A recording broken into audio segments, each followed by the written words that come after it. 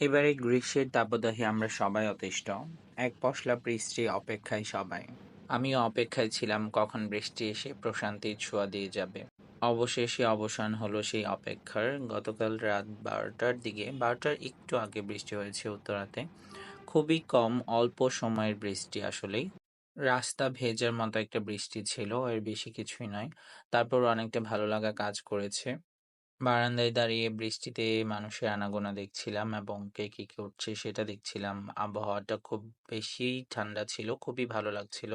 বৃষ্টি আমার বরাবরই খুবই প্রিয়, কিন্তু একটা সময় ছিল আমি খুব বৃষ্টিতে ভিজতাম। যখনই বৃষ্টি আসতো তখনই ভিজতাম। সেটা ছিল আমার গ্রামে থাকাকালীনের গল্প। যখন বৃষ্টি আসতো তখনই ঘর থেকে বেরিয়ে যেতাম দৌড়ে। একটা সময় পর ঠান্ডার সমস্যার জন্য এখন আর বৃষ্টিতে ভেজা হয় না, কারণ আমার খুব অল্পতেই ঠান্ডা লেগে যায়। শীত, গ্রীষ্ম, বর্ষা সব ঋতুতেই আমার ঠান্ডা লেগে থাকে। অসুস্থ হওয়ার ভয়ে বৃষ্টিতে না ভিজলেও আমি বৃষ্টিটা উপভোগ করার চেষ্টা করি। আসলে এখন আমাদের একটা কাক ভেজা বৃষ্টির দরকার।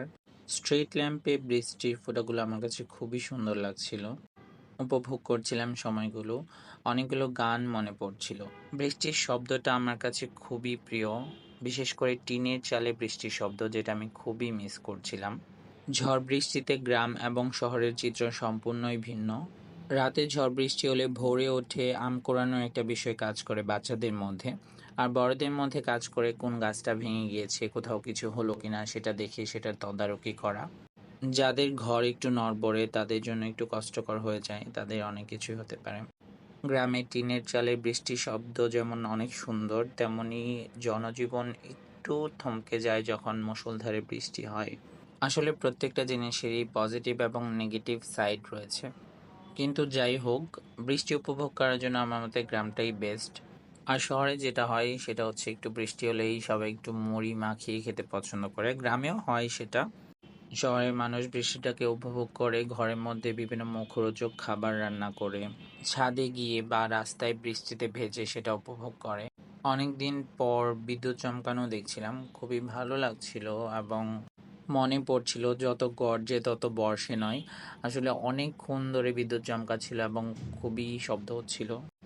অনেকগুলো মজার বিষয় ঘটে গিয়েছিল বৃষ্টি দেখতে দেখতে এবং বিদ্যুৎ চমকানো দেখতে দেখতে।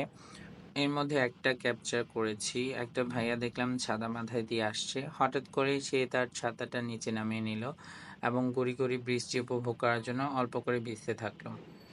বাতাসে পাশের বাসার ব্যাচেলর ভাইদের জামা কাপড় নিচে পড়ে গিয়েছিল, ওনারা সেটা উদ্ধার করাতে ব্যস্ত ছিলেন। আমারও ইচ্ছে করছিল একটু বৃষ্টিতে ভিজি। এই বৃষ্টিতে আপনার কি করতে মন চায়? আপনি কি গলা ছেড়ে গান গান, নাকি হচ্ছে আমার মতো করে মৃদু শব্দে গান ছেড়ে গান শোনেন? আমি গান শুনছিলাম আর বৃষ্টি উপভোগ করছিলাম। আপনি নিচে কিভাবে বৃষ্টি উপভোগ করেন সেটা জানাতে পারেন। এক পশলা বৃষ্টি আসুক, আরো বৃষ্টি হোক, পুরো শহর ঠান্ডা হোক, গ্রীষ্মের তাপদাহ শেষ হয়ে প্রশান্তি নেমে আসুক সব জায়গায়। সবাই ভালো থাকবেন আর একটু সাবধানে থাকবেন, কারণ প্রথম দিককার বৃষ্টিগুলোতে না ভেজাই ভালো। আবহাওয়াতে অনেক বেশি ধুলোবালি থাকে, রোগ জীবাণু থাকে। আর বজ্রপাতের বিষয়গুলো ঘটছে, অনেকের মৃত্যু হচ্ছে। সবার সুস্থতা কামনা করছি। আল্লাহ হাফিজ।